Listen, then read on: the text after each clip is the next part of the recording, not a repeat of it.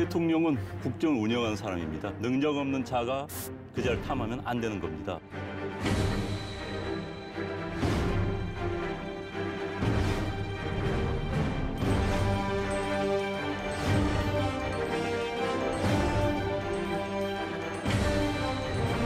상대방의 네거티브 프레임에 들어가서 해명하게 되면 이미 쫓기는 거거든요. 전략적인 투표를 샤이 보수가 할 수 있는 측면은 분명히 있죠.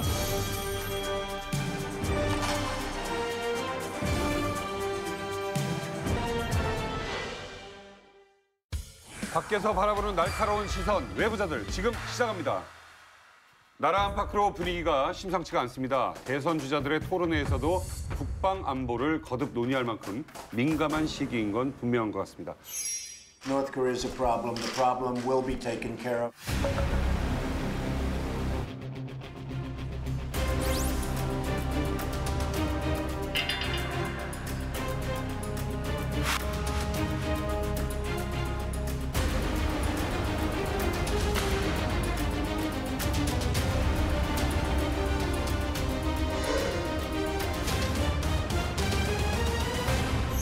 자, 현재 한반도 안보의 위험 수위 어느 정도라고 보십니까? 아주 한반도가 화약고가 된다. 여기서는 잠깐은 이제 침잠했다고 생각을 해요. 그렇지만은 우리가 생각하지 않을 수 없는 것은 북한이 갖고 있는 핵무기의 발전 속도가 매우 놀랍다는 거죠. 그래서 미국은 아마도 미국까지도 사정거리 안에 든다. 이 점에 있어서 표정 관리가 안 되는 거예요. 그래서 이번에 이제 트럼프가 이렇게 강력하게 발언도 했고 뭐 뉴욕타임즈 같은 진보 언론부터 폭스 TV 같은 보수 언론까지도 한반도에 이제 전쟁 나는 거 아니냐. 굉장히 많은 뉴스가 나왔었죠. 가장 우려했던 게 4월 25일 북한 인민군 창건일 핵실험을 할 것이다. 이런 이야기 있었는데 원산 앞바다에서 장사포 한 300문 걸어놓고 대규모 연습, 훈련한 것으로 끝냈습니다. 속된 말로 짓기만 하고 끝난 격이죠. 어찌됐든 북한이 굉장히 지금 위축된 건 맞습니다. 게다가 이제 트럼프 대통령이 중국을 통한 북한에 대한 압박이 굉장히 세게 나온 겁니다. 그동안 사실 중국이 국제사회가 미국이 혹은 대한민국이 요청하더라도 앞에서는 그래 알았어 해놓고 뒤에서는 북한에 대한 제재에 거의 참여를 하지 않았었거든요. 그런데 이번에 트럼프가 시진핑 주석과 프로레에서 만난 이후에 벌써 이후에 2차례나 전화를 했습니다. 그러면서 중국에 대한 굉장히 강한 압박을 넣었어요. 그래서 중국의 황구시보 여기서도 이런 이야기가 나왔어요. 미국이 북한 핵시설에 대해서 정밀 타격한 것은 재미있는 표현을 썼습니다. 외교적인 타결을 하겠다. 이야기는 허용하겠다는 거예요. 그러니까 북한이 굉장히 겁이 지는 겁니다. 게다가 핵실험을 할 경우에는 원유 공급을 중단하겠다 이런 이야기가 나왔어요. 평양이 지금 서울까지만 급등하고 있다는 거 아닙니까? 이제 트럼프는 불확실한 사람이 아니라 대북 정책에 있어서 확실한 사람으로 정책이 결정이 됐어요. 외교적 압박을 통해서 북한이 핵미사일을 포기하고 자 여기까지 똑같습니다. 그다음에 대화의 길로 돌아오도록 하는 것이다. Path of Dialogue라는 표현을 썼어요. 그다음 두 번째 미국의 목표 미국은 한반도의 안정과 평화적 비핵화 처음 나온 표현입니다. 여기서 이제 안타까운 건 코리아 패싱이라는 단어가 나옵니다. 과도 정부라도 나는 황교안 총리 대행이 국내에서만 하지 말고 이럴 때 얘기를 좀 했으면 좋겠어요. 우리도 어떻게 좀 껴달라고. 현재 미국 역사상 지금처럼 전쟁이 없는 기간이 없어요. 대외적으로 힘을 쏟을 수 있는 여력이 굉장히 많습니다. 북한에 전력을 쏠 수밖에 없어요. 트럼프가 국내에서 인기가 없기 때문에 뭔가 대외적인 성과를 내야 되는 겁니다. 그래서 북한 문제에 매달릴 수밖에 없다는 것. 그런데 이제 중국이 이럴 가능성이 굉장히 높습니다. 북한한테 야, 핵 폐기해라. 내가 너네 안전보장 해줄게. 걱정 말아라. 라고 할 가능성이 매우 높아요. 이게 사실 우리한테 굉장히 유리한 조건입니다. 왜 그런 태도를 변화를 보이는가. 중국으로서도 북한의 핵무기가 이렇게 발전되고 핵기술이 부담스럽죠. 이렇게 빠른 속도로 변화하는 게 굉장히 부담스러운 거예요. 왜냐하면 지금 중국은 만약에 대륙간 탄도미사일을 북한이 이제 성공을 했다. 이럴 경우는 중국에 대해서 북한은 태도를 돌변할 수가 있는 거예요. 이미 이제 북한에서 그 얘기를 했어요. 지금 암시했잖아. 그러니까 우리 핵미사일이다라는 게 꼭 미국으로만 날아가는 건 아니라는 거죠. 이번에 이제 북한에서 그러니까 중국에서 압박을 하니까 굉장히 기분 나쁘다는 듯이 그 얘기를 좀 암시를 했는데 문제는 뭐냐면 이거예요. 심상정 후보가 지적을 했듯이 이 자리에 우리 자리가 없다는 거예요. 우리 의자가. 여기서 우리는 뭘 해야 되느냐라는 거죠. 그 중에서 그걸 또 중재를 해야 되는 거죠. 쉽게 말하면 양쪽의 순서가 다르잖아요. 그 뭐랄까 북한하고 미국 사이에서 우리가 중재하는 역할을 해야 되는데 그렇죠. 그 역할 자체가 없는 거예요. 지금 우리가 동아시아의 호구가 돼버린 상태라서. 나는 오바마 때도 좀 객관적으로 팩트를 좀 보려고 노력하는 눈을 좀 길렀었으면 하는 아쉬움이 있는 게 SLBM, 그러니까 잠수함에서 쏘는 그 미사일이요, 사출 방식. 그거 처음 해갖고 실패했을 때 계속 평가절하했어요. 저거 성공할 수 없다. 무시했죠. 그리고 2달 있다가 하는데 성공을 하는 거예요. 그럼 또 각도를 문제 삼아요. 그러니까 걔들이 보란 듯이 또 각도도 85도인가 이렇게 세워. SLBM도 우리 예측과 다르게 금방 성공을 했습니다. 이번에 그 장갑차에서 쏴대는 육지에서 쏘는 고체연료 사출 방식, 고체연료도 어렵다고 계속 우리 국방 전문가들이 액체연료 해갖고 언제든지 발견할 수 있다 그러는데 고체연료에다가 사출 방식으로 또 IRBM 또 성공시켜요. 그래서 저는 재래식 무기나 갖고 있었던 게 노후화돼갖고 그런 건 있지만 자기들의 전략을 강화하기 위한 첨단 무기 그 개발 기술은 빠르게 가고 있기 때문에 이런 부분은 이른바 이제 비대칭 전략이잖아. 무기로서 재래식 무기는 도저히 상대가 안 되는 거지. 그러다 보니까 이 불균형을 갖다 한 방에 해소하는 방법이 그들로서는 핵일 수밖에 없는 거죠. 알겠습니다. 자, 지난 26일 새벽 기습적으로 사드 포대가 전격 배치됐습니다. 안보를 위한 결정이었다고 하는데 안영원 원장님, 앞으로 이게 어떻게 흘러갈까요? 미 태평양 주둔 사령관도 미국 의회에 나와가지고 운용을 시작한다. 우리 국방부도 이미 운용을 시작했다라고 이야기를 했습니다. 사드는 포대, 중국이 문제를 삼았던 레이더, 발전기, 통제 시설 이게 한 세트가 다는데 이 세트가 들어갔고요. 그리고 이제 그 문제점 지적한 사람들은 이제 환경 평가를 받지 않았다. 또 공사도 제대로 안 된 데 들어갔다 이런 문제를 삼고 있지요. 뭐 알박기라고 비난하는데 저 알박기 맞는 것 같습니다. 새로운 정권에 들어서가지고 사드에 반대할 것을 대비해서 미리 운용을 시켜버리는 거죠. 현재 한미가 협정을 맺어가지고 미국에게 고교지를 준 거예요. 그럼 미군이 땅은 마음대로 사용권이 있습니다. 그리고 거기에 자국의 무기를 가져온 데서는 어떻게 할 수가 없는 거예요. 우리 협정을 맺었기 때문에 이제 이래서 알박기가 있는 것 같고 또 왜 밤에 했느냐 비난이 있는데 저는 그건 군사기지에 무기 배치하면서 알리고 대낮하는 나라 어디 있습니까? 그다음에 대낮에 했다가는 들어올 때 주민들하고 충돌했을 텐데 그래서 그건 뭐 비난의 여지는 없는 것 같고 전 문재인 뭐 후보라든지 현재 대통령의 뜻이 있는 분들이 좀 전략적으로 이용했으면 좋겠어요. 무슨 이야기냐? 마음껏 욕하라 이거에 대해서.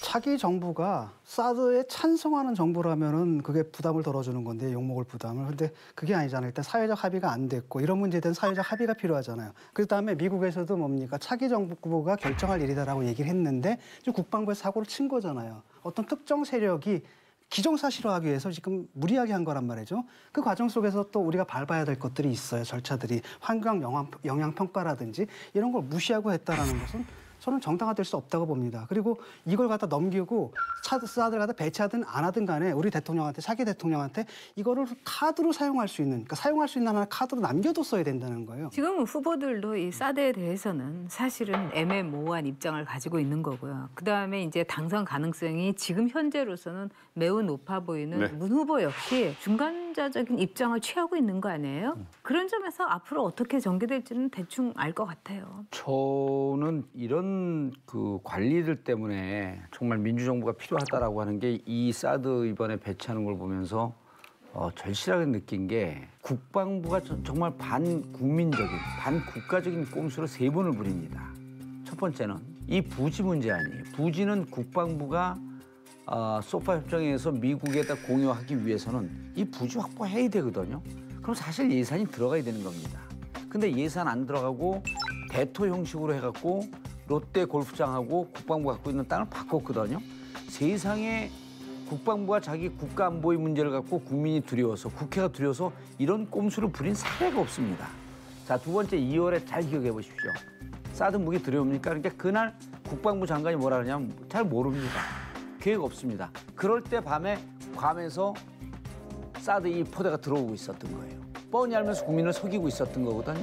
이번에도 16일 날 대선 이전까지 할 수 없다라는 뉘앙스로 공식적으로 발표를 합니다. 그럼 20일 날 사드 부지를 공유를 해요. 그럼 미군 땅으로 갔어요. 그 사람들이 운영할 수 있거든요.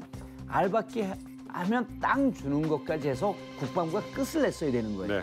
이번에 세 번째 꼼수를 부리고 세 번째 거짓말을 한 겁니다. 저는요, 새로운 정부가 들어서게 되면 대토를 결정한 국방부 관료들, 그다음에 환경 영향평가를 무시해도 된다고 봤던 환경부 관료들, 2월과 4월에 걸쳐서 두 번에 걸쳐서 국민들을 기망하고 속였던 이 관료들, 난 이거 샅샅이 조사해야 된다고 봅니다. 이건 사드 배치 문제와 별개 문제예요. 그리고 이렇게 국가 운영을 해서는 안 된다라고 하는 명백한 징벌적 조치를 취해야 됩니다. 속였다고 볼 필요는 없는 것 같아요. 그게 무슨 아니 아니고 이렇게 나중에 상황에서 나름대로 정책적 판단이에요. 그 사람들이 그거에서 자기 계획이 무슨 뭐가 있다고. 네. 아니 그럼 16일 날 나름대로 정책 16일 날 우리 곧 설치할 겁니다. 이렇게 얘기하면 돼야 될 거 아니 아니에요. 어느 현실은 나라 그렇진 군사무기를 않죠. 만들면서 며칠이나 공고하고 군사무기 배치한 나라가 어디 있어요? 아니 그러면 대선 군사무기예요 이거 보세요. 그거는. 이거 보세요. 무슨 대선 이후로 퍼포먼스는 쇼하는 대선 겁니까? 이후로 넘긴다라고 하는 얘기를 하지 말아야죠. 네? 사드 이야기와 교과서 문제는 우리 외부자들에서 나올 때마다 가장 뜨거운 예, 이슈가 되는 것 같습니다. 자, 안보 위기 설이 자자한 탓인지 대선 기간 내내 안보가 주요 쟁점이 됐습니다. 특히 문재인 후보 측은 송민숙 회고록 논란으로 난리도 아니었죠. 송민순 장관 관련 이야기. 거짓말을 하고 계신다면 저는 후보 자격이 없다고 생각합니다. 그 모호한 태도가 자꾸만 정쟁을 키우는 측면이 있지 않냐. 여러 번 말씀드렸다시피 사실이 아닙니다. 구태연한 색깔로 제2의 NLL 사건이라고 그렇게 규정합니다. 노무현 정권 하에서의 외교부 장관이었고 민주당에서 국회의원, 비례대표 국회의원 했던 분입니다. 이분이 2016년 10월에 자서전을 썼어요. 문재인 후보가 북한의 인권 결의안을 찬성해야 될 것인지 말아야 될 것인지 문의를 했다라고 그 책에서 주장을 한 겁니다. 그러니까 이제 문재인 후보 측에서는 뭐 선거 앞두고 발끈한 거죠. 그렇죠. 무슨 소리냐, 난 그렇게 한 적이 없다.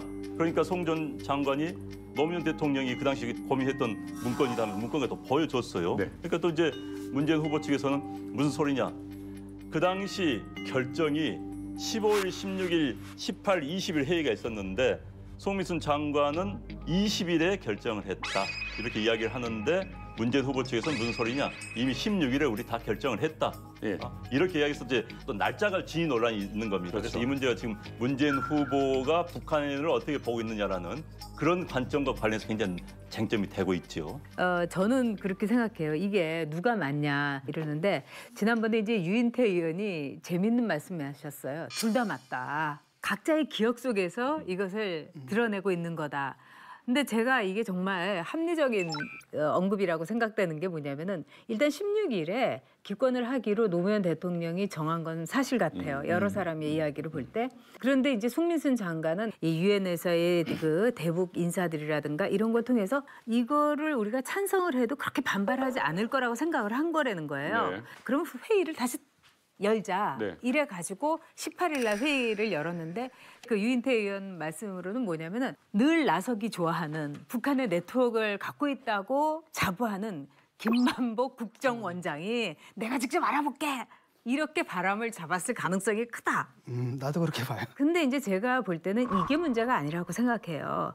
후보로서 굉장히 여기에 대해서 담백하고 솔직하게 있는 그대로 답을 하면 됐던 거예요. 근데 문재인 후보는 스스로의 이제 낙인이라고 생각했던 뭐 종북 좌파 이것 때문에 오그라든 것 같아요. 그다음에 이제 두 번째는 뭐냐면 북한에 물어본 것이 아니라 통보를 우리가 이미 했다. 그러니까 그 전에. 거짓말을 했다. 송민순이 이렇게 했고 세 번째는 뭐라고 또 얘기를 했냐면 국정원을 통해서 내가 알아보라고 했다. 계속 말을 바꾼 거예요. 여기에서 보수 지지자들이 이렇게 된 거죠. 흐릿하게 이렇게 정리했으면 문제가 안 됐을 거예요. 그렇죠. 자, 기권을 했던 시절이 이런 상황이에요. 남북 정상회담 직후였습니다. 그렇죠. 그러니까 이제 북한을 장악하면 안 된다는 공감대가 있었을 거예요. 정권 내부에서. 그래서 그 당시에는 사실 북한은 자기가 굉장히 힘들다. 남북 관계가 굉장히 개선되는 상황이었기 때문에 지금 같으면 내가 어떻게 물어보겠느냐라고 했더라면 정리가 됐을 텐데 기회가 안 된다 이런 식으로 하니까 그렇기도 하고 거죠. 북한 인권안에 대해서는 우리가 찬성을 해야 된다. 이런 전제를 깔고 근데 그 당시 상황에서 좀 어려웠다. 이렇게 얘기했으면 좋았을 것 같아요. 저는 이슈가 좀 죽어도 이미 민주당에서 송민순 전 장관을 고발했기 때문에 이후에 이것은 끝까지 좀 가져가야 된다고 봅니다. 왜냐하면 이 색깔론으로 대한민국의 정치를 흔들려고 하는 이런 건 이제 더 이상 있어서는 안 됩니다. 당시 청와대에는 3개 실장 체제로 유지가 됐습니다. 정책실장 이정우, 그 백종천, 문재인 이 3실장 체제였었어요. 그렇기 때문에 이 비서실장이 외교안보실장 위에서 지시하는 이런 구도가 아니었었습니다. 그러니까 그날 16일 날 이재정 장관하고 책상을 치면서 싸웠다는 거 아니에요, 대통령 앞에서. 그렇게 해갖고 결국 16일 날 결정이 났는데 본인이 요구하고 편지 쓰고 그래갖고 뭐 항명이라는 얘기도 하고 싶지 않지만 자, 몇 차례 더 했는데 그걸 본인 달래주려고 했던 겁니다. 18일 날 대북 통지문 보내는 것도 송민순 주도를 했고 자기들이 대북 통지문을 썼던 주체입니다. 네. 외교부 입장에서. 자, 지금도 이 대선 국면에서 색깔론을 하기 위해서 전혀 무관한 입장이 있었던 걸 뻔히 한 문재인 비서실장을 끌고 들어왔어요. 두 번째 잘못된 점입니다. 이분이 지금 문재인 후보하고 대척점에 서 있는 판기문 쪽에 있었잖아요. 그다음에 누구 선거운동을 했습니까? 손학규 선거운동을 했고 이분은 당내에 있으면서도 당과 이질적인 집단이었었어요. 세 번째, 대북 통지문으로 보냈던 거. 김만복 국정원장이 대북에서 그 북한으로부터 전화 통지문 받은 거.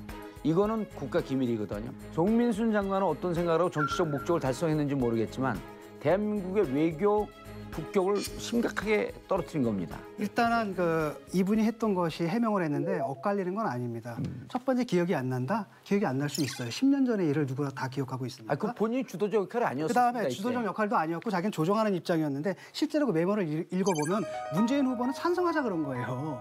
그런데 대통령은 뭐라 그래 기권으로 결정했거든요. 그러니까 두 번째는 통보했다라고 얘기를 했는데 이쪽에서 공개를 한 걸 보면 통보성이거든요.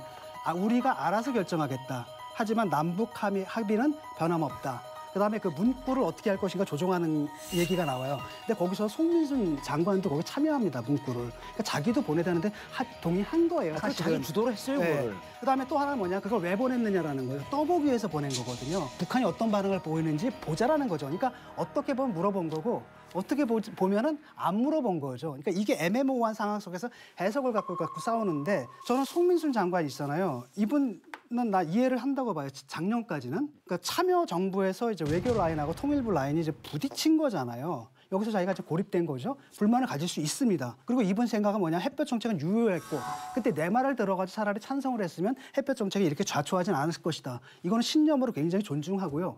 또 대통령이 결정을 내렸음에도 불구하고 자기 양심상 손편지까지 쓰잖아. 저는 굉장히 장관으로서 훌륭한 태도라고 생각을 해요. 근데 이분의 입장은 자유한국당이나 바른정당하고 달라요. 왜냐하면 외교에서 상대방의 반응을 떠보고 정책 결정하는 건 당연한 일이라고 생각을 해요, 이분은. 그래서 만약에 이분이 그 문제 제기를 했을 때 바른정당하고 자유한국당한테 당신들 이렇게 문제를 풀어서는 안 됩니다. 네. 이렇게 얘기를 한 다음에 문재인 그런 건 잘못했죠. 그렇죠. 그러면. 그렇게 해야 되는데 이분이 그걸 안 한 겁니다. 그리고 또 하나는 마지막에 문건을 공개를 했잖아. 이건 내 이해가 안 가는 거거든요. 아니 그런데 그거는 의도가 정치적 의도가 보이는 거죠. 송민순 장관이 지금 정치인은 아니잖아요. 나는 그런 정쟁에 휘말리고 싶지 않다. 그건 또 분명히 얘기를 했어요. 네. 저는 여기에서 이게 색깔론이나 북풍이나 이거라고는 볼 수가 없다는 거죠. 과연 이걸 통해 갖고 이익을 얻는 사람이 누구인가. 그다음에 송민순 장관이 과연 이걸 가지고 이익을 얻으려고 했을까. 저는 그렇게 보지 않아요.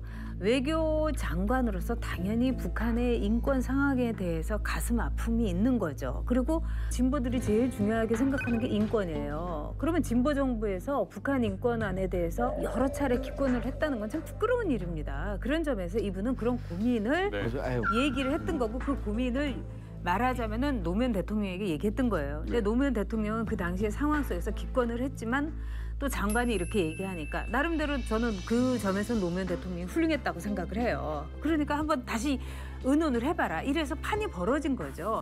일단 그 얘기를 하려면은 자신의 입장과 분명히 색깔로 활용이 됐잖아요. 내 입장은 그거는 그렇죠. 그건 아니다라고 분명히 선을 그었어야 되고 걷죠. 두 번째로는 않았습니다. 그렇지 않았어요. 두 번째로는 뭐냐면 자기 기억이 엇갈리잖아요. 그러니까 사람들마다 편의적으로 기억을 해요, 과거를. 네. 그렇다라고 한다면 기억이 엇갈리면 그분이 해야 할 일은 그 만났어야 돼, 당사자들을. 이러는데 그걸 만나지 않고 다른 기록들이 나왔음에도 불구하고 끝까지 뭐라고 얘기했냐면 그건 내 얘기가 아니라 남의 말을 거기다 집어넣은 거다라고까지 얘기를 한단 말이에요. 네. 그건 그냥 정직하지 못한 태도라고 보고 그다음에 회고록을 쓸 때에도 사실은 외교부에다가 공개할지 말아야 할 때 허락을 받아야 되는데 그런 절차도 안 거쳤거든요. 그래서 이런 것들은 이분이 왜 이렇게 무리를 해가면서 이게 단지 말싸움. 나는 이게 옳다고 생각하는데 쟤네가 아니래. 내 말이 맞아.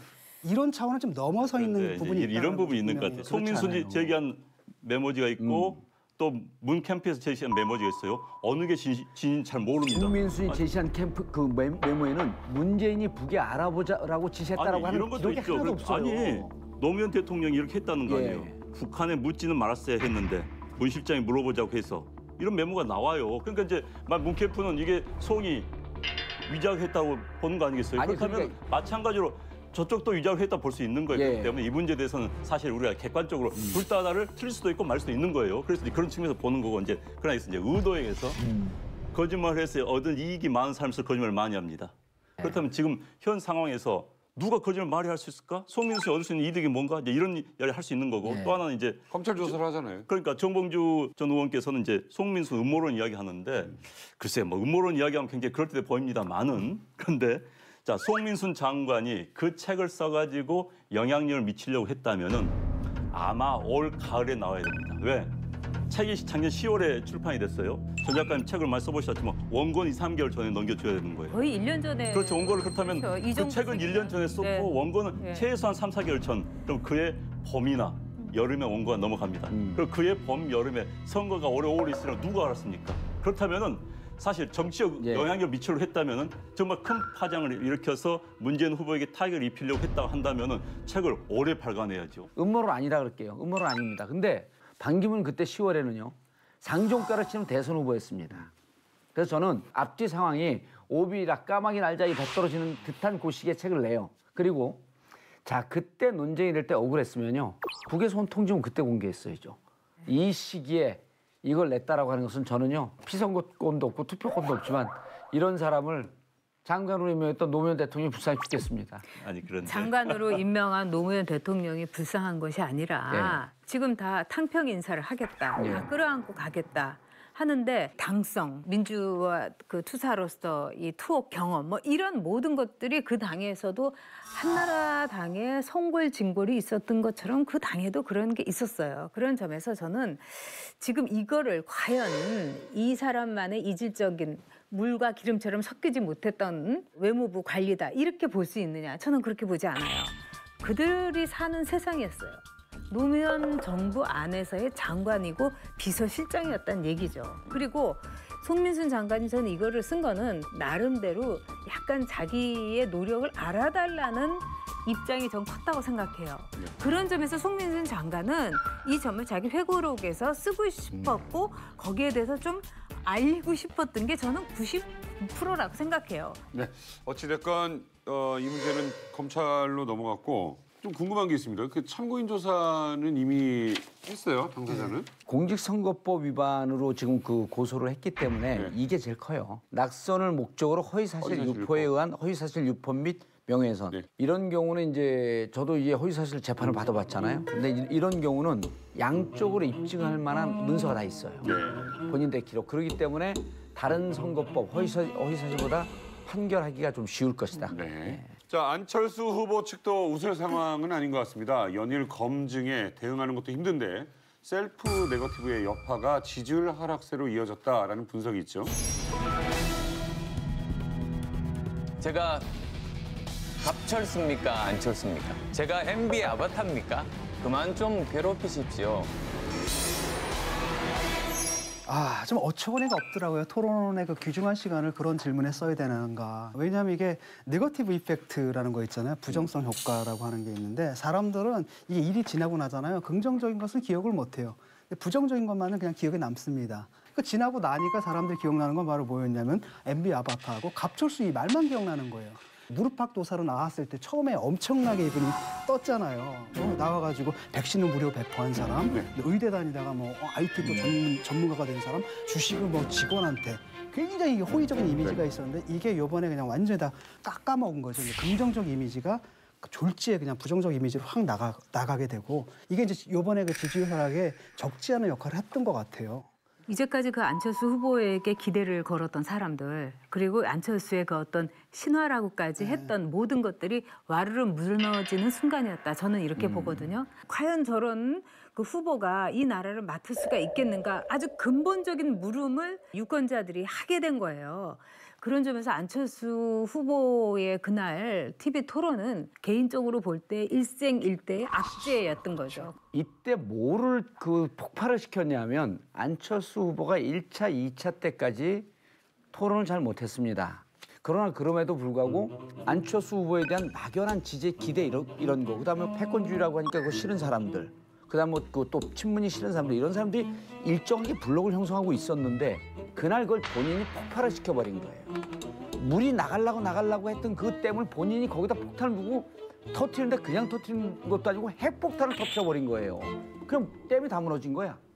문제는 이때까지 토론 전략이 상대 후보를 공격하는 전략이었습니다. 1차, 2차, 3차가 공격이었거든요. 이때 핵폭탄 터뜨리고 지지율 망가지고 참고 있었던 사람이 다 무너지니까 4차 때는 누가 뭐라든지 간에 자기 얘기만 합니다. 나는 이제는 이게 안 맞았다. 그럼 우리 이번에 대선 전략 3차까지 완전 실패, 폭망, 선언을 해버린 거예요. 제가 이제 갑철수님, MB 아바타니 하는 부분을 문장을 읽어봤어요. 거기서는 별로 이상하게 느끼지 않습니다. 짤방으로 봐야 돼. 문장으로 보면은. 그런데 안철수 후보의 특유의 어린 좀 그런 말투가 맞물린 겁니다. 그러니까 5% 깎일 이미지가 95% 깎여버린 겁니다. 그래서 그런 부분이 굉장히 커요. 저는 안철수 후보가 왜 그랬을까를 좀 생각해봤거든요. 근데 보면은 이제 노회찬 의원이 어느 인터뷰에서 그런 말 하더라고요. 안철수 후보는 주관적 세계에 갇혀 있다. 굉장히 중요하다고 봐요. 왜냐하면 최근에 지지율이 하락했잖아요. 이걸 어떻게 만회해보려고 그랬던 거거든요. 근데 지지율 하락의 원인을 거기서 찾은 거예요. 사실 우리가 객관적 원인이 있잖아요. 그동안에 붙었던 그 지지율이란 게 온전한 제 지지율이 아니었기 때문에 거품이 빠질 거다라고 예상 충분히 했던 거고, 그다음에 자기 입장을 바꿨잖아요. 사드 반대해서 찬성을 하고, 그다음에 햇볕 정책도 공과사가 있다라고 하니까 호남 쪽에서도 좀 떨어져 나갈 수밖에 없는 부분이 있는 거죠. 그다음에 이제 검증도 시작됐잖아요. 그동안 안 받았던 검증도 토론에서 잘한 것도 아니고, 이런 게 우리가 볼 때 객관적으로 지지율이 빠진 원인인데, 본인은 어떻게 생각하냐면 자기는 생각 잘못한 게 하나도 없고 오로지 문 캠프의 이 네거티브 이렇게 본다라는 겁니다. 그래가지고 MB 아바타하고 갑철수라는 말이 본인한테는 굉장히 중요한 거라고 생각한 거예요. 그 선거 때가 되면요 이런 게 있어요. 이제 3자들은 서로만 네거티브 하더라도 자기들끼리 하는 거겠지, 선거 때 의뢰하는 거겠지라고 생각하는데 본인들은 굉장히 아프게 느껴져요. 본인들한테는 특히 가족 문제가 나올 경우 아마도 안철수 후보는 가족 문제에 당한 거 처음이었을 겁니다. 그래서 네거티브 공세에 대해서 굉장히 억울했을 거예요. 네거티브에 대해서 난 항의를 하고 싶다. 뭔가 이에 대해서 좀 반발하고 싶은데 좀 어설프게 반발한 겁니다. 제가 했다면 세게 나오는 것이죠. 문건이라도 흔들면서 이렇게 했어야 되는 건데 어설프게 마트로 하다 보니까 오히려 역작용된 거죠. 이렇게 했으면 될 것 같아요. 보세요, 이 문건인데요. 저에 대한 네거티브가 있죠. 문 후보님 이게 뭡니까? 이러지 맙시다. 딱 하고 다음에 정책 질문을 했어야 된다는 거지. 아니 저 같으면 이러겠어요. 문 후보님은 이런 거에 관여 안 하셨죠. 저는 문 후보가 그런 분이 아니라고 생각합니다. 그렇죠. 그게 더 그러면은 안철수가 정말 문 후보보다 키도 정말 20cm 정도 커 보일 거고 역시 안철수다. 이렇게 생각했을 거예요. 그리고 덧붙이면 이렇게 하면 좋죠. 제 별명은 갑철수가 아니라 강철수예요. 그렇지. 기억해 주세요. 강철수. 아니 우리를 이렇게 통째로 좀 자문단으로 했으면 이런 참사가 없었을 텐데. 아니 그럼 사람들이 갑철수가 뭐지 하면서 강철수만 기억을 해요. 그렇죠. 그러면. 아니 그리고 이 프로그램에 나왔으면은 그런 참사가 없었을 거예요. 나는 그래서 그게 문재인 후보하고 이번 차이를 보니까 한 번 선거 재수를 하는 학생의 노련함이다 이런 느낌이 들더라고요. 안철수 후보는 처음입니다. 국회의원 경력도 얼마 안 돼요. 사실 4년도 아직 안 됐습니다. 실질적으로 그렇죠. 이제 4년 돼가지고 4년이죠. 그러니까 정치인 경험이 거의 없어요. 내공이 없는 겁니다. 그런 의미에서는 특히 TV 토론에 나가가지고 죽자 사자 붙어본 경우가 별로 많지는 않아요. 그래서 이번에도 보면은 본인의 스탠스를 좀 설정 자체를 잘못한 것 같아요. 거기는 앞서 말한 것처럼 사람들도 잘못도 있고 본인의 연기력도 문제가 있는 거예요. 스타일이고 본인의 어떤 태도예요. 왜냐하면은 이 방송이라는 게 사실은 수많은 시청자들에게 매우 자연스럽게 다가갈 수 있는 기회인데 안철수 캠프의 방송 섭외를 하기는 굉장히 어렵다는 것이 방송가의 정평이었어요. 거기에 비하면 문재인 후보는 굉장히 적극적으로 제일 먼저 답도 주고 그랬다는 거예요. 그게 성숙한 태도죠. SNS에서 놀이가 지금 있잖아요. 음주문화. 대통령 토론을 보면서 사람들끼리 정해요. 그래가지고 문재인이 하하하면 마시기. 그다음에 홍준표가 좌파하면 마시기. 그다음에 안철수가 아닙니다 하면 또 한 잔 마시기란 말이죠. 문재인 대표는 네거티브 공격이 오거나 이럴 때 하하하거나 또는 뭐냐면 곤란한 질문이 나오면 하하하고 그냥 대답 안 하고 넘겨버려요.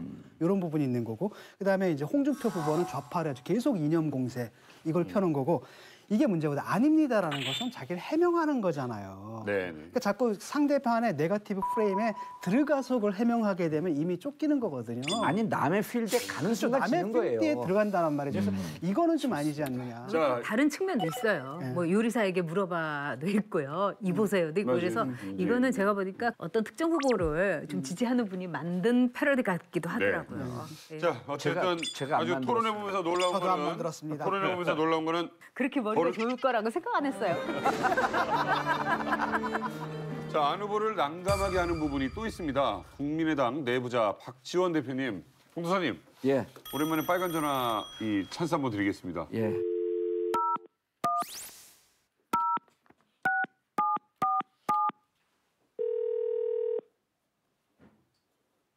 여보세요? 예, 대표님. 네네, 박지원입니다. 아유, 저 정봉주입니다. 예, 오랜만이에요. 예. 캠프에서 주로 안철수 후보님 어떻게 지원하고 계세요? 저는 주로 유세를 지방을 다니고 있어요. 예. 지금도 이렇게 유세차 타서 노래를 불러줄까 말까 이렇게 하면서 사람들 관심을 많이 유도하시나요? 아, 그렇지 뭐 옛날하고 똑같. 예. 시장에 가서 예. 그 유명한 박지원입니다.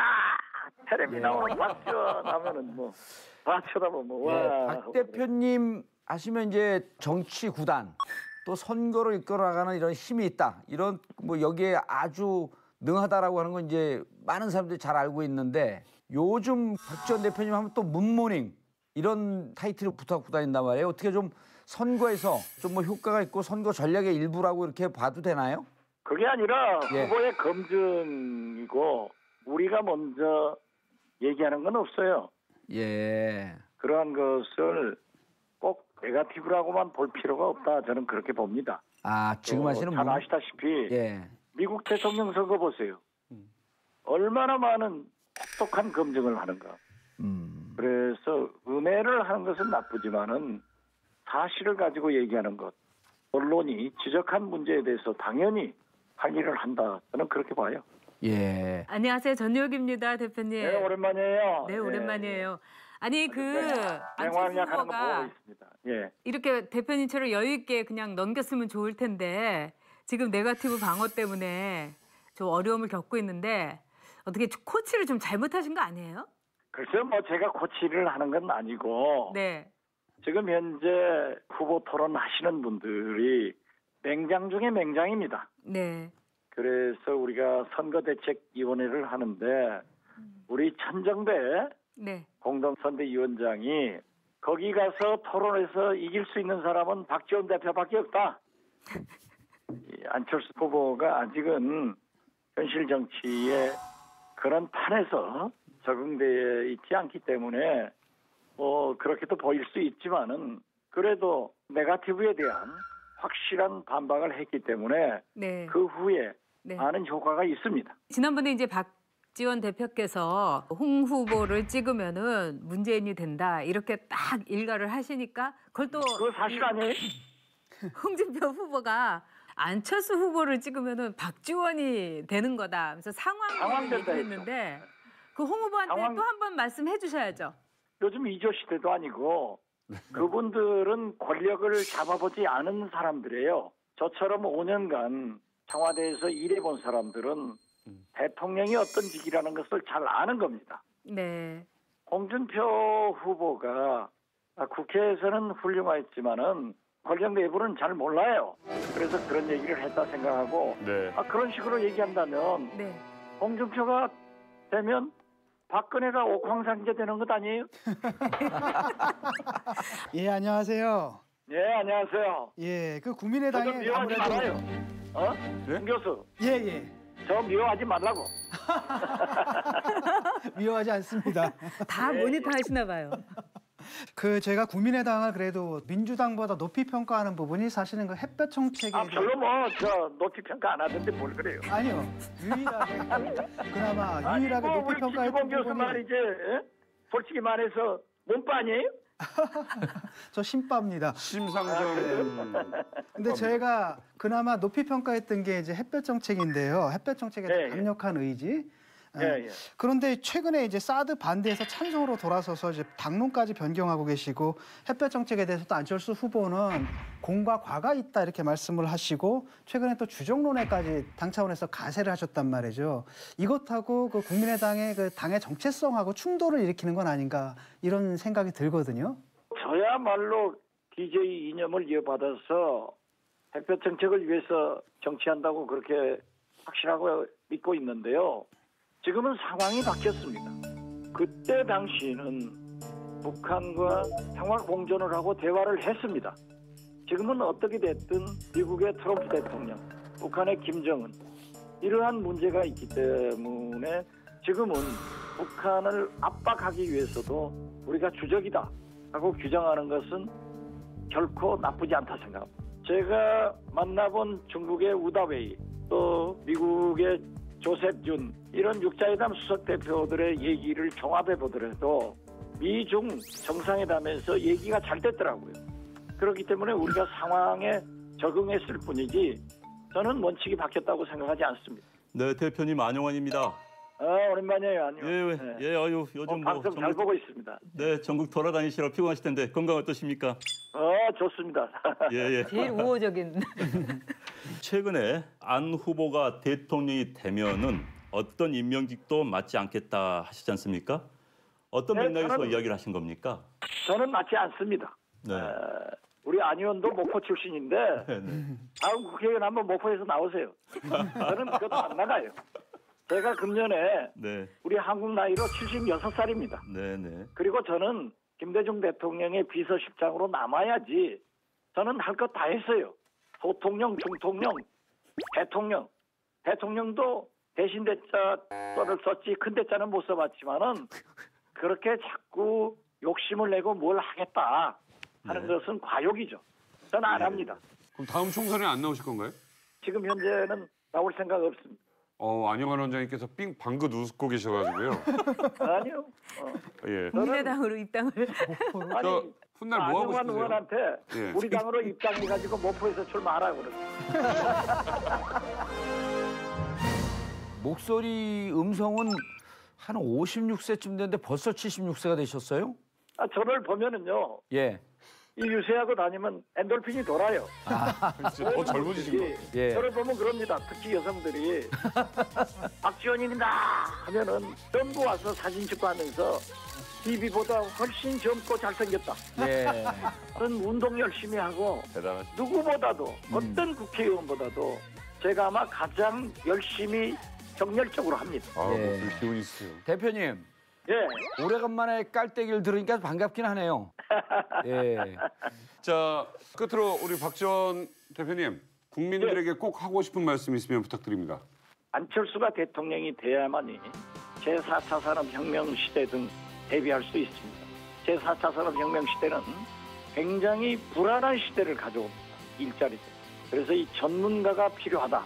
이 전문가인 안철수와 함께 미래로 가자 하는 말씀을 드립니다. 진짜 말씀 너무 멋지게 잘하시는 것 같아요. 제가 본래 멋진 사람이에요. 자, 오늘 바쁘신 가운데 전화 연결 이렇게 광주에서 해주신 박지원 대표님 너무너무 고맙습니다. 네, 감사합니다. 네, 감사합니다. 예, 감사합니다. 야, 깔때기 형제라더니 진짜네. 간단치 않죠? 봉두사님 깔때기는 예. 요만한 깔때기. 그게 말이야. 근데 청출어람이라고 깔때기는 저한테 배웠는데 금방 커지더라고. 와, 정말 대선 레이스 결승점이 목전이지만 여전히 알 수 없는 선거판이죠. 남은 기간 최후의 변수는 무엇이 남았고 그 파괴력은 얼마나 될까요? 자, 먼저 선거 결과를 좌우할 최고 핫플레이스 지역은 어디라고 보십니까, 안 원장님? 일단은 이번 선거는 막판까지 보수계층의 전략적 선택이 어떻게 될 것인가 이게 아마 차오를 것 같습니다. 보수계층들이 밀집돼 있는 곳이라면 역시 영남 지역이죠. 특히 아직까지 영남에서도 부동층이 많이 남아있는 곳 또는 후보를 바꿀 수도 있다라는 여론조사 많이 나오는 곳이 PK 지역이라고 합니다. 그런데 이번은 공교롭게도 유력한 대선 후보들이 다 PK 출신이에요. 이 지역에서 어느 후보에게 몰표가 가느냐 여기서 상당히 지금 관심사입니다. 저는 조금 견해가 틀린데요. 1등으로 갈 거냐 2등으로 갈 거냐 선택적으로 갈림길에 있는 데가 어디냐면 호남입니다. 이쪽 지역의 특징이 이렇습니다. 문을 좋아하는 사람들이 20에서 25%가 고정적으로 있고 안 후보를 좋아하는 분이 또 20에서 25% 고정적으로 있고 양 후보를 다 좋아하는 분들이 40에서 50 정도 겹쳐 있습니다. 그러니까 이분들이 결정되면서 전체적으로 쏠림 현상이 빚어질 것이다. 요 바람이 수도권에 영향을 미치고 특히 부울경 쪽에 있는 호남 향후에 호남 분들에게 영향을 미치면서 전체적으로 파장이 커질 것이다. 이렇게 보고 있습니다. 이번 선거가 아주 좋은 게 뭐냐면 그 지역 대립 구도가 사라져 버렸다라는 거예요. 그러니까 어느 쪽도 사실 과거처럼 이렇게 한 지역에서 몰표를 얻는 이런 일들은 사라졌다는 겁니다. 그래서 사실 지역 구도가 어떻게 바뀌냐면 이제 차라리 세대 구도로 바뀌는 그래서 뭔가 그 전국화되는 이런 현상들 굉장히 긍정적으로 보고 있어요. 그럼에도 불구하고 역시 충청도 민심이죠. 그러니까 우리나라 이 대선 역사를 보면은 13대 그 노태우 대통령부터 지난번에 박근혜 전 대통령까지 충청도에서 1등을 한 사람이 예외 없이 단 한 차례도 예외 없이 대통령이 됐어요. 그런 점에서 이제 충청도를 누가 사로잡느냐 이 문제인데 제일 선거를 치르다 보면은 제일 어려운 곳이 충청도예요. 여론조사가 안 먹히는 곳. 진짜예요. 그리고 충청도에서는 딱 도장을 찍어야지 이게 내가 나를 찍어주나 보다 하는 거지 정말 끝까지 몰라요. 이번에도 보세요. 충청도가 얼마나 그냥 그 너를 띄었나. 그러니까는 3월 마지막 주 같은 경우는 문재인 후보가 거의 뭐 30%를 앞섰어요. 그 안철수 후보에 비해서. 그러다가 이제 4월 첫째 주로 가니까 안철수 후보가 그냥 맹추격을 해가지고 42%대 오히려 문재인 후보가 39% 역전을 된 거예요. 이거 정말 기가 막히잖아요. 그러고 나서 다시 알 수 없이요? 네, 알 수 없이요. 그래가지고 4월 3주째는 또 문재인 후보가 46%로 뒤집어가지고 안철수 후보는 29%. 언제 뒤집히고 언제 또 이 엎어지고 그럴지 모르는 곳이에요. 왜 그런지 몰라요? 알죠. 재밌으라고 그래요. 출구조사가 유일하게 틀린 지역이 충북입니다. 그렇다니까요. 궁금한 게 있는데요. 이런 방송을 꼭 하고 나면 강원이나 제주 있는 분들이 좀 서운해하는 경우 있어요. 그렇죠. 왜 뭐냐? 더구나 강원하고 제주를 그냥 또 한꺼번에 묶잖아요. 그럼 또 그것도 그렇잖아요. 유권자 수가 너무 적어. 유권자 수가 이렇습니다. 이제 우리나라 유권자가요. 크게 따지면은 수도권의 절반이 있습니다. 호남, 충청, TK, 대구, 경북이 10%씩 비슷합니다. 그다음에 PK, 부울경이 16%입니다.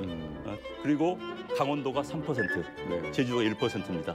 따지고 본다면 근데 이제 영남이 무서운 게 TK와 PK를 합치면 26%예요. 그렇죠. 그런데 전라도, 충청도, 강원도, 제주를 합쳐봤자 24%밖에 되지 않습니다. 그러니까 영남의 포션이 그만큼 크다는 거죠. 100대 93쯤 되죠. 네, 그렇기 때문에 영남의 그 투표력이 크다. 여기저기서 단일화에 관련된 이야기가 나오고 있습니다. 또 이게 막판 선거전을 지켜보는 묘미이기도 하고요. 자, 일주일을 남겨둔 급박한 상황에서 단일화 또는 후보 사퇴의 불씨가 남아있다고 보십니까? 역대 그동안 단일화 많이 있었죠. DJP 단일화, 노무현 정봉용 단일화도 있었는데 그 단일화도 대개 공식선거운동 전에 단일화가 이루어졌었습니다. 그래서 지금 굉장히 시간이 촉박하고요. 또 두 번째는 일단 후보들이 노골적으로 단일화를 안 하겠다는 이야기를 하고 다니고 있습니다. 계속 주장하죠. 그렇기 때문에 지금 뭐 단일화를 통한 효과에 대한 기대치, 사실 단일화를 한다면 효과는 분명히 있을 수 있습니다. 그러나 현재 여러 가지 정치적 상황을 고려할 때는 가능성은 굉장히 낮다, 거의 불가능하다 이렇게 볼 수밖에 없죠. 사실 이 단일화를 해갖고 누가 이익을 얻을 것인가 보면은 이익을 얻을 것 같기는 한데 구체적으로 그 계산을 아주 정확하게 해보면은 이익을 얻을 수 있는 그 당이 없는 거예요. 지금 현실적으로. 뭐 국민의당 같은 경우도 뭐 안철수를 단일화를 한다 하더라도 그러나 호남의 기반으로서는 호남 유권자들이 그냥 썰물처럼 나가는 거를 각오를 해야 되고요. 또 자유한국당으로서도 마찬가지잖아요. 사실 바른정당도 굉장한 딜레마가 있는 거예요. 어떻게 보면 단일화를 해보려는 일종의 팬텀 모션을 쓰는 거예요. 왜냐하면 당장 내년에 지자체 선거가 있는데 지금 지자체 의원들이 그냥 난리를 치고 있으니까 다시 자유한국당으로 가겠다 이러기 때문에 뭐라도 안 할 수가 없어서 단일화를 꺼내는 거죠. 2002년도에 노무현 대통령 그 일찍이 후보로 만들어 놓고 지방선거에서 2002년 6월 지방선거에서 참패를 합니다. 6개월 동안 밖에서 싸우질 못하고 안에서 흔드는 사람들과 싸우는데 이거는 밖에서 뛰면서 싸우는 것보다 10배 힘듭니다. 그럴 것 같아요. 당이라고 하는 것은 끝까지 좀 의리를 지켜주는 모습을 좀 보여줘야 되는 거거든요. 네. 저는 그 당 내에서 단일화 얘기하는 분들을 이해를 못 하겠는 게 일단은 뭐 정당성도 없지만 아니 가능해야 되잖아요. 예를 들어 가지고 뭐 안철수하고 단일화가 되느냐, 홍준표하고 단일화가 되느냐 안 되거든요. 왜 후보를 흔드는지 도저히 이해가 안 되는 거죠. 바른정당의 의미는 뭐냐면은 한국 보수가 거듭날 수 있느냐의 시금석이잖아요. 근데 제가 슬픈 건 뭐냐면 한국 보수들이 자기 개혁을 할 능력이 없다라는 거예요. 한국 보수들이 사실은 웬만하면 사실 상식적으로는 이쪽으로 모여야 되잖아요. 근데 홍준표 쪽으로 간단 말이죠. 근데 홍준표 후보 같은 경우는 사실 문제가 되는 게 생각해봐야 돼지발정제 문제 이런 거는 정말 왜 나왔냐라는 거예요 도대체. 명분 때문에 나온 거잖아요. 그 명분 때문에 나왔으면 사실은 그 불리함을 갖다가 극복하고 쌓아나가는 모습들을 가지고 국민들을 감동시켜서 그런 지지를 끄집어내야 되는데 계산을 한단 말이죠. 그럼 그때 우리는 뭐라고 생각하냐면 저 사람들이 그 당에서 나왔을 때도 저 계산 때문에 나온 게 아니냐가 이런 의심을 하게 되는 거죠. 아마 뭐 언론에서 보도한 것보다는 더 복잡할 겁니다. 왜냐하면 이제 물론 유승민 후보 입장이 있고 또 구성원들 입장이 좀 틀린 거예요. 유승민 후보 입장에서 본다면 완주를 해야지요.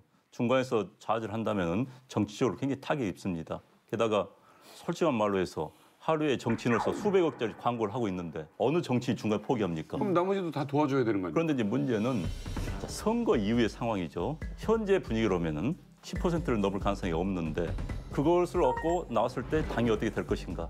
이런 게 있는 것 같아요. 유승민 후보가 예를 들어서 5%, 6% 얻는다 하면은 그 당은 5%, 6%짜리 당밖에 안 되는 겁니다.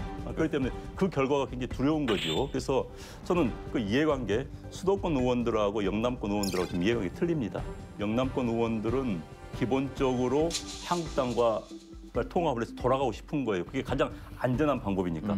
다음에도 국회의원 쉽게 할 수 있습니다. 그렇다면 영남에서야 현역 의원의 기득권 때문에 수도권 의원들은 또 그 입장이 좀 틀려요. 이제 게다가 지금 이제 흔들리는 이유가 내년 지방선거가 있기 때문에 기초의원, 광역 의원들이 다 흔들리는 겁니다. 내년에 지금 1년밖에 안 남았는데 바른정당 간판을 갖다 도저히 당선될 수가 없는 겁니다.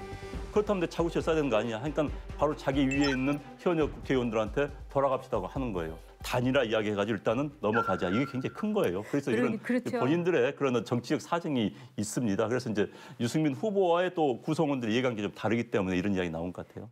친북 좌파 패권 세력의 집권은 반드시 막아야 합니다.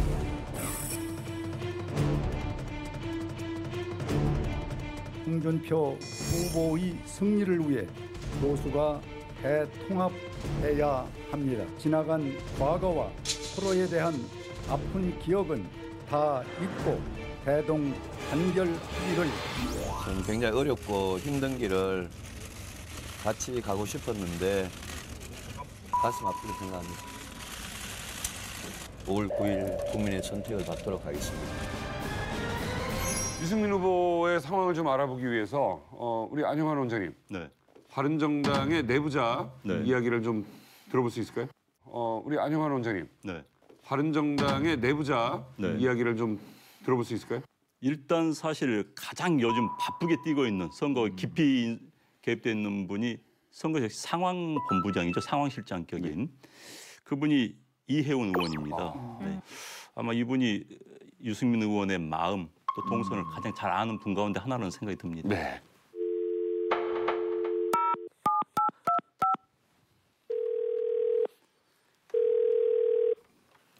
네, 여보세요?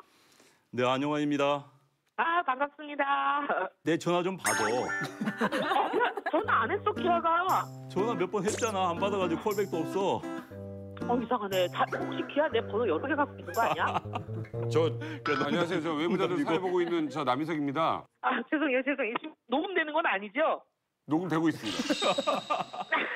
죄송해요. 두 분이 동갑이세요? 저기 안영환 우리 의원하고 동기예요. 아, 그러세요? 대학 동기요. 아, 그러시구나. 친구예요? 예. 자, 오늘 바쁘신데 전화 연결 감사합니다. 먼저 전효옥 작가님 연결해 드립니다. 아, 고생 많으신데 그 유승민 후보도 고생 많은 것 같아요. 본인은 어때요? 그 꿋꿋하게 그래도 완주하겠다 이러는데 옆에서 많이 격려해주고 계세요? 당내에서는 조금 그렇지 않은 분위기가 사실 있었던 것은 뭐 부인하기 어렵습니다. 그런 것 같아요. 탄핵이라는 처음 겪어보는 사태의 충격들을 국민님들이 많이 받으시고 아직 냉정을 다 회복하지는 않으신 것 같아요.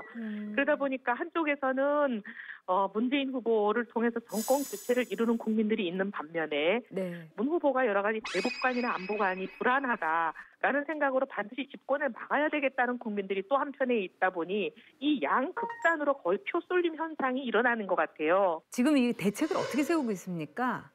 대한민국이 건강한 국가로 새로운 국가로 탈바꿈을 하려면 진보와 보수의 양 날개가 건강해야 되는데 지금 보수가 전멸의 위기에 처했다. 전직 대통령의 실패로 보수가 전멸돼서는 대한민국이 살아날 수가 없지 않겠느냐. 보수가 살아나려면 탄핵을 만든 세력, 탄핵을 사과도 안 하고 인정도 안 하고 불복하는 세력으로 보수가 갈 수는 없는 거니까 이 보수의 불씨를 살릴 수 있는 표를 주시라. 이렇게 진정성을 가지고 호소하려고 합니다. 네, 진중권 교수님 바꿔드리겠습니다. 예, 안녕하세요. 네, 안녕하세요. 예, 바른정당의 취지에는 저는 적극 공감하고요. 바른정당 정말 잘 됐으면 좋겠습니다. 왜냐하면 이건 그냥 하나의 정당의 문제가 아니라 대한민국 전체의 문제라고 봅니다. 한국 보수의 운명이라고 할까요? 개혁의 문제가 걸린 것이기 때문에 그래서 정말 저도 응원을 하고 마음속으로 응원을 하거든요. 다른 당이지만. 그런데 지금 당에서 후보를 냈는데 당원들이 흔들어야 된다는 건 좀 납득이 안 되거든요. 용서도 안 되고. 이제 과거에 이런 경향이 있었습니다. 진보와 달리 이쪽에서는 항상 이기는 선거를 해왔고 권력을 잡아왔고 그러다 보니 그런 관성들이 조금 남아있는 것 같아요. 아직까지. 그래서 그런 분들은 뭔가 이렇게 집권하는 쪽, 이기는 쪽에 항상 서왔는데 왜 이번에는 이기지를 못하지? 이기는 쪽에 지금이라도 뭐 합종 연행을 하든 무슨 수를 써서라도 붙어야 되는 거 아닌가? 이렇게 생각하는 사람들이 좀 있는 것 아닌가? 그런 생각은 들고요.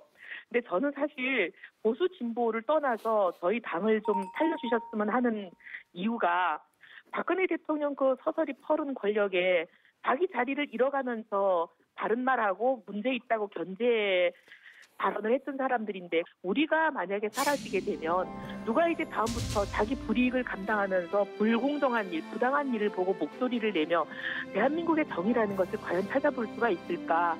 대한민국이 그런 나라가 되지 않게 하기 위해서는 저희 같은 세력이 어느 정도 살아남아야 되지 않겠는가 좀 그렇게 호소드리고 싶습니다.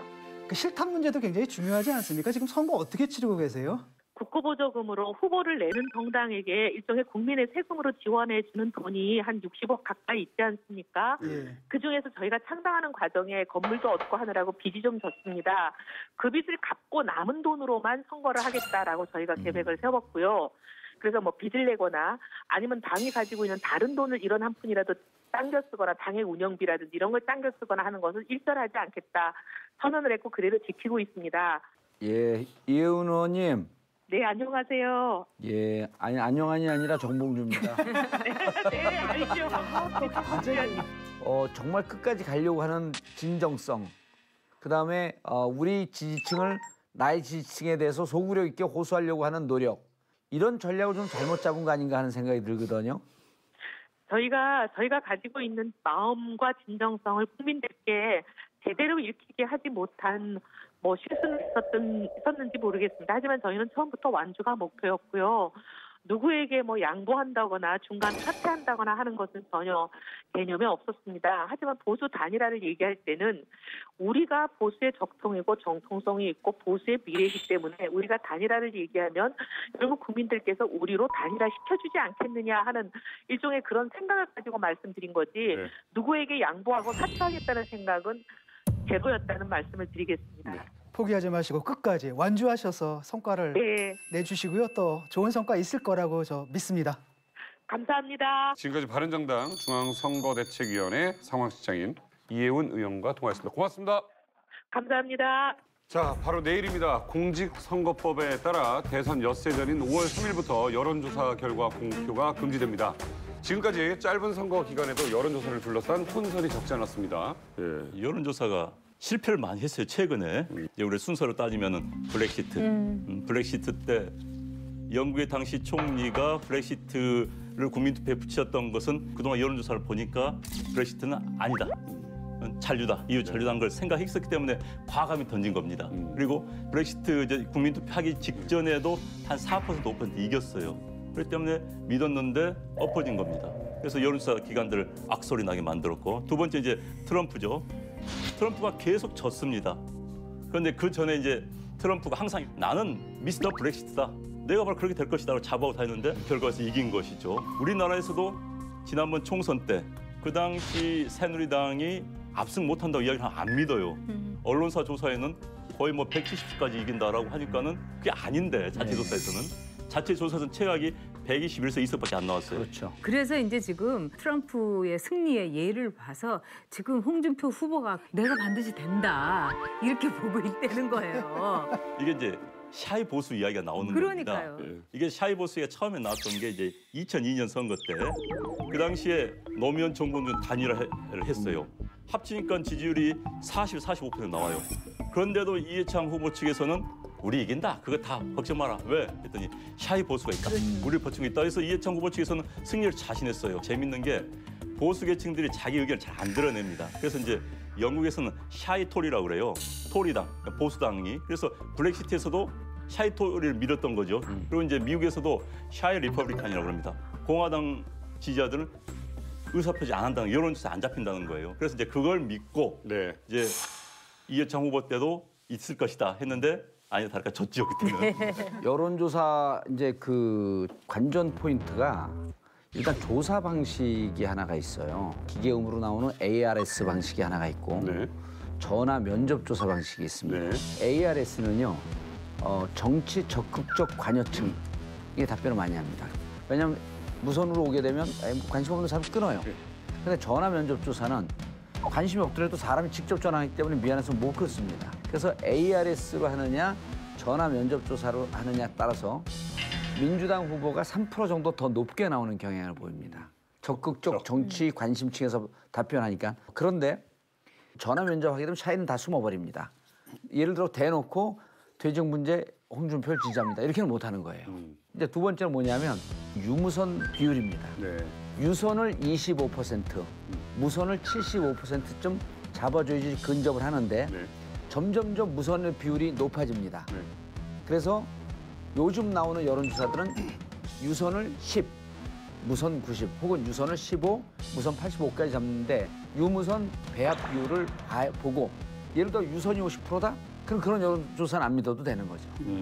샘플링의 문제예요. 이제 비슷한 맥락 이야기지만은 전화 응답을 한 사람들이 전체 유권자의 대표성을 갖는가 이제 이게 문제인 거예요. 그래서 이제 학력, 지역, 뭐 미국 같은데 종교 이거 다 구분해서 정확히 하려고 노력합니다. 그런데 이게 쉽지가 않아요. 그래서 저 같은 경우에는 어떻게 하냐면은 모든 여론조사를 취합을 해요. 그래서 평균을 내요. 그럼 거기 다양한 그 조사 방법이거든요. 유선, 무선, 뭐 ARS 다 해가지고 평균치를 내면 대충 느낌이 온다는 거죠. 샤이 보수 얘기를 하는데 저는 지금 샤이 보수가 일종의 그 보수의 종말론 신학인 것 같아요. 이 암울한 상황 속에서 마지막에 탁 내려가지고 우리를 구원해 주실 그분.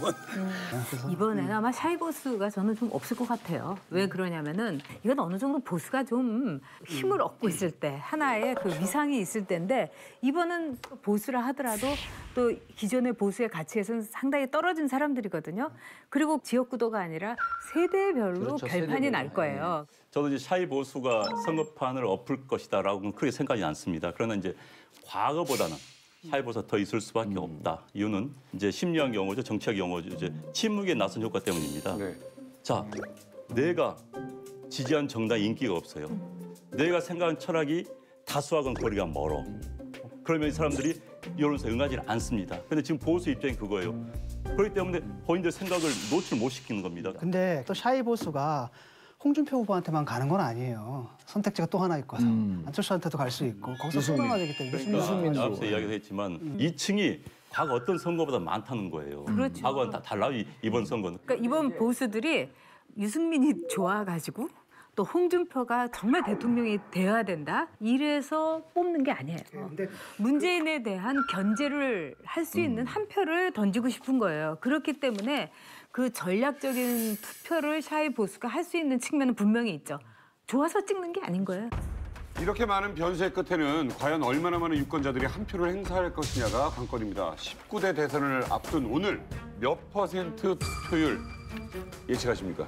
저는 한 82%, 그다음에 40대의 투표율이 제일 높을 거다 이렇게 봐요. 저는 그보다 좀 떨어지지 않을까. 왜냐하면 대개 이제 사람들은 자기가 민주시민이라는 걸 보여주기 위해서 투표하겠다라고 해놓고 안 나오는 경우도 있으니까 지난번 대선 때 우리가 75% 가량이었던 것 같아요. 75.8. 75.8이었는데 예. 그때도 엄청나게 많이 나온 거거든요. 그래서 이번 선거가 그걸 넘기는 힘들지 않을까. 왜냐하면 보수층들 중에서 투표를 포기하는 사람들이 좀 많거든요. 그 젊은 층들이 굉장히 많이 참여를 할 텐데 그 세대별 그 투표 비율은 좀 비슷하지 않을까 이런 생각도 들고 오히려 젊은 층이 조금 더 많지 않을까. 네. 저는 이제 70대 전반이 되지 않을까 싶어요. 왜냐하면 이명박 정동영 후보가 했을 때 진보가 포기한 선거였습니다. 투표율이 나오지 않았어요. 역대 선거가 가장 낮았습니다. 63% 정도. 그리고 이제 지난번 선거 박근혜 문재인 선거 때 그때는 보수와 진보가 진검승부를 했습니다. 그래서 보수 총동원이 내린 그런 선거였죠. 그렇다면 이제 이번에는 그 중간선 73. 홍 도사님. 네. 지난번 때 이제 그 투표를 하겠다라고 하는 의향을 사전에 보인 게 89%였습니다. 와. 근데 그거보다 13% 떨어진 75.8%가 나왔고요. 이번에 촛불이라든지 정권 교체라고 하는 적극적 정치 의향층이 활성화되므로 한 77에서 79, 조금 2, 3% 정도 올라갈 것이다. 근데 보궐선거고요. 저녁 8시까지 투표를 할 수가 있고 그다음에 사전 투표율이 이틀이나 되잖아요. 맞아요. 그렇죠. 5월 4일, 5월 5일 이틀이거든요. 처음으로 사전 투표가 이틀인데 그렇게 해도 2, 3% 올라가는 게 무척 많이 올라가는 거거든요. 그래서 저는 한 77에서 지난번 대선 때 이제 진보 쪽에서 여론조사가 70% 넘으면 이제 압승을 할 거라고 생각을 한 겁니다. 왜? 그렇죠. 그 전에 63%, 4%인데 이명박 후보가 이겼으니까. 그래서 많은 진보층 인사들이 투표율 70이 넘으면 광화문 가서 옷을 벗고 노래를 부르겠다는 등 이런 이야기 나왔어요. 맞아요. 75.6% 나왔습니다. 나 한 사람 별로 못 봤어요. 아니 표창원 씨 했어요. 가서 허구했지. 그 사람 외에는 나 그래서 별로 못 봤어요. 뭐 옷을 벗겠다는 사람 나 한 명도 못 봤어요. 그 사람들. 다 어디 갔어요 그 사람들. 나는 옷을 벗으려고 그랬더니 감옥에서 아직 나갈 때가 안 됐대. 그래서 못 나왔어. 저는 그랬었죠. 76.8%요. 76.8%. 예, 이상합니다. 나는 그러면 나도 소수점 넣을래. 75.2%. 좋습니다. 그럼 나는 끝까지 80. 정확히 딱 집어주시죠. 대한민국의 새 희망이기 때문에 77.7%. 777. 외부자들 대선 가이드 공약 점검으로 열심히 달려온 외부자들이 마지막으로 뜯어볼 공약은 청와대 내부자의 권한입니다. 대선 후보들마다 입을 모아서 제왕적 대통령제 타파를 주장하고 있습니다. 뭐 제왕적 대통령제가 아니라 제왕적으로 이용해서 문제인 거다라는 의견도 있습니다. 저도 그렇게 생각을 해요. 왜냐하면 똑같은 제왕적 대통령제다 하더라도 노무현 대통령 때는 사실 대통령이 우리가 권위가 없을 정도로 그런 대접을 받았잖아요. 근데 이제 박근혜 대통령 때는 또 극단이었고 그래서 사실 그걸 운영하는 문제고 그 민주주의를 운영하는 에토스 그게 굉장히 중요하다고 보는데 그럼에도 불구하고 어떤 조사를 봤더니 우리나라가 그 대통령 권한이 0에서 20까지 있는데 미국이 13인데 우리가 20이더라고요. 그러니까 그만큼 세다는 거고 이제 권력 분산할 필요는 있고 거기에 대해서는 광범위한 공감대는 있는 것 같아요. 근데 당마다 조금씩 방점은 달라요. 문재인 후보 같은 경우에는 책임 총리제 그리고 책임 장관제를 통해서 대통령 권한을 분산한다라는 거고 또 하나 이제 대통령 직속 경호실을 폐지하겠다고 얘기하고 있고요.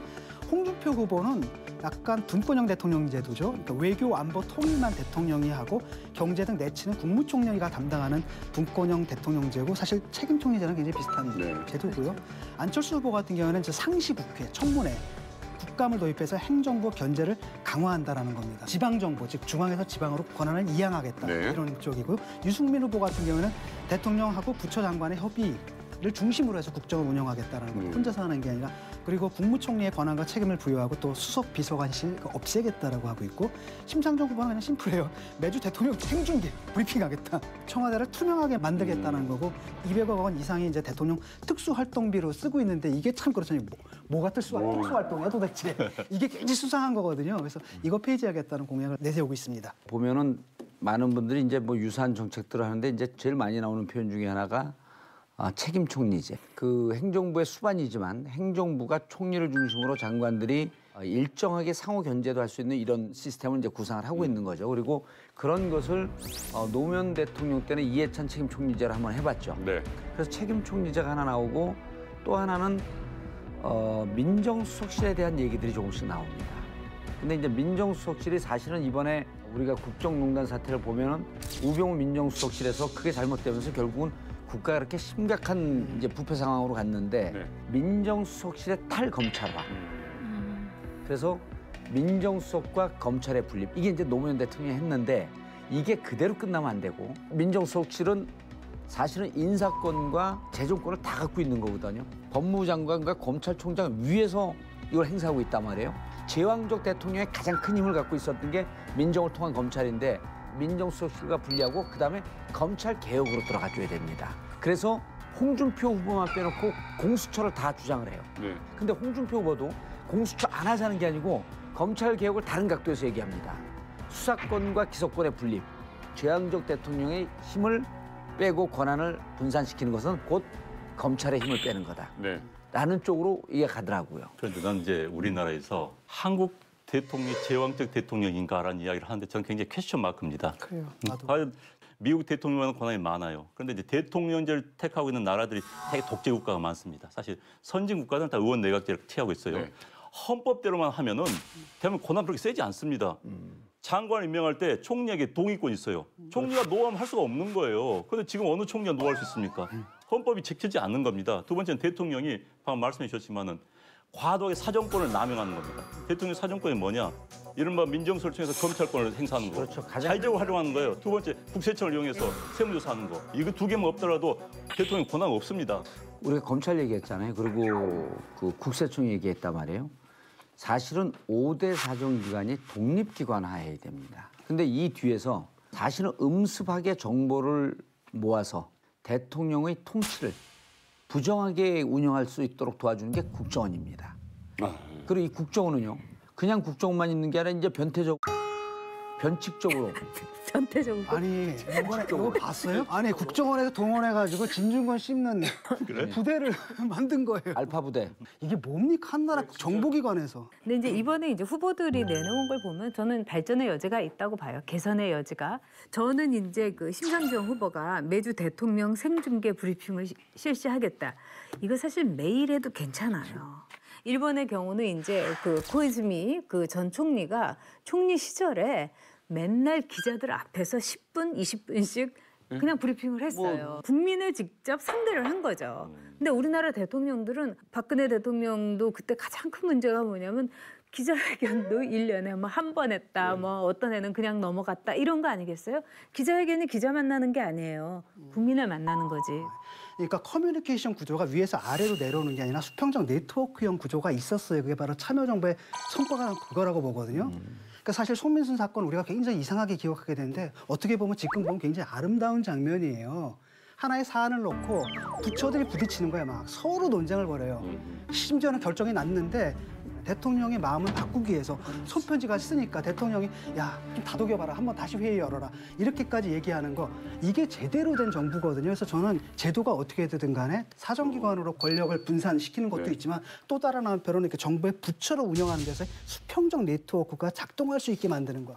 저는 이 후보들이 스스로의 권한을 제한하겠다라는 많은 공약을 내놨습니다. 정말 난 다 합쳤으면 좋겠어요. 몽땅. 그런데 문제는 실제 대통령이 되면은 마음이 바뀝니다. 역대 대통령들이 대통령 후보 나올 때는 공약을 다 이런 이야기 합니다. 그러나 대통령이 됐을 때는 실체를 못 옮겨요. 사실 굉장히 어려운, 사실 지켜줬으면 좋겠습니다. 사실 미국에서요, 조지 워싱턴이 초대 대통령 됐을 때 많은 지지자들이 왕을 하라고 그랬어요. 당신 유럽식 왕을 해라. 조지 워싱턴 싫다. 그러면서 스스로가 자기의 권한과 권력을 행사하는 걸 자제를 했습니다. 그것 때문에 오늘의 미국에서 대통령제가 정착이 된 거예요. 그건 한 개인 대통령이 어떻게 마음 먹기에 굉장히 중요하게 달린 거죠. 그래서 차기 대통령 당선자도 정말 공약대로 해라. 스스로 권력을 내려놔라. 사정권 행사하지 말아라. 이게 굉장히 중요한 겁니다. 짧은 기간 동안 참 많은 주제를 가지고 대선 후보를 씹고 뜯고 맛보고 즐기고 해보를 해봤습니다. 마무리하는 차원에서 질문을 드리겠습니다. 다음 대통령이 가졌으면 하는 덕목이 있다면? 우리가 흔히 대통령을 VIP라고 그러잖아요. 근데 여기에 대통령의 덕목이 사실은 들어가 있어요. 그러니까 비전을 갖고 그다음에 I, 인텔리전스, 지성이 있어야 되고 P, 필로소피, 자기 철학이 있어야 된다 이런 생각이 드는데요. 저는 이 모든 것을 받쳐주는 기본은 뭐냐? 겸손이라고 생각해요. 대통령이 굉장히 많은 정보도 갖게 되고 또 권력을 갖게 되고 그러면 점점 위험해져요. 그러면서 국민들에게 오만하게 군림하는 대통령이 될 수가 있거든요. 네. 그렇기 때문에 스스로를 경계하면서 정말 5년 내내 겸손한 대통령. 네. 진 교수님. 외모. 정말요? 그냥 외모라도 좀 펀치라는 사람이 됐으면 좋겠다는 건 농담이고요. 재밌는 건 뭐냐면 그 개혁성이라는 것이 많이 떨어진 것 같아요. 옛날에 비해서. 이게 쉽게 말하면 사회가 더 앞으로 나가야 되는데 네. 오히려 1997년에 선거회 때 그래서 후보자들이 한 얘기하고 지금 후보자들이 하는 얘기를 보면은 오히려 그때가 더 진보적이에요. 이게 도대체 뭐냐라는 생각이 들어서 지금 굉장히 좀 실망을 좀 했고요. 누가 돼도 어려운 대통령직이잖아요. 개혁을 위한 결단력이 필요합니다. 하지만 이것만 가지고 안 돼요. 뭐가 있으냐. 또한 통합력이 있어야 되잖아요. 이 두 가지를 같이 갖춰야 되는데 결단력을 갖다 보면 또 통합력이 떨어지고 통합력만 가지러다 보면 결단력이 무뎌지고 네. 굉장히 어려운 자리인 것 같아서 저는 이 결단력과 통합력 이 두 가지를 자질로 꼽고 싶습니다. 멋있다. 안녕원 원장님. 한마디로 국정 운영 능력이 있어야 되는 겁니다. 능력 없는 자가 그 자리를 탐하면 안 되는 겁니다. 네. 그럼 이제 첫째는 지적 능력이에요. 네. 정책에 대한 이해 능력이 있어야 되는 겁니다. 두 번째는 통찰력. 정말 작은 미풍에 흔들리는 낙엽 속에서 태풍이 오다는 것을 느낄 수 있는 그렇죠. 굉장히 감각적인 거죠. 대통령은 감각이 있어야 된다는 겁니다. 그다음에 이제 설득 능력이에요. 그런데 이 설득 능력에 중요한 것이 서사적 언어 능력입니다. 저 이게 굉장히 중요하다고 생각합니다. 홍 도사님. 저는 이제 개인적으로 지도자의 덕목으로 용기와 희생이라고 생각을 해요. 용기는 국민의 안전과 생명을 지키겠다라고 하는 용기. 그리고 국민이 아파할 때 같이 아파할 수 있는 건 역시 공감 능력. 그래서 지금 대통령은 많이 이제 어려움에 처할 터인데 정말 국민과 공감할 수 있는 능력이 있는 분이면 좋겠다. 네. 이렇게 비를 맞는 국민들에게 우산을 씌워주려고 노력하지 말고 함께 비를 맞을 수 있는 공감 능력이 있으면 그다음에 어떻게 우산을 만들 것인가라고 하는 것은 함께 만들 수 있을 것이다. 자, 황금 연휴로 행복한 한 주 보내고 계신 분들 많으시죠? 휴가 후에 선거 꼭 잊지 마시고 소중한 한 표 행사해 주시길 바랍니다. 선거 인증샷을 이제 남겨도 된답니다. 뭐 번호를 이렇게 뭐 옛날에 이거 안 돼가지고 다들 이러고 찍고 그랬거든요. 이제 선거 인증샷을 좀 부탁을 드리겠습니다. 우리 부자들. 아, 죄송합니다. 왜요? 어머, 어떡해요. 아, 갑자기 너무 불쌍해졌어. 집사람하고 아들 투표할 때 셋이 같이 가기로 했어요. 그래서 거기서 입구에만? 네, 입구에서 같이 인증샷을 하고. 그전에는 우리 농담으로 이렇게 막 하고 그랬는데 왠지 토닥토닥 하고 싶어요. 아, 그날은 진짜 슬퍼요. 막상 눈물 나올 것 다치니까. 같아. 진짜로. 아, 미안한데 말 저하고 전혁 작가님은 채널A 그 개표 방송 생방해야죠. 네. 아, 두 분이. 우리는 정말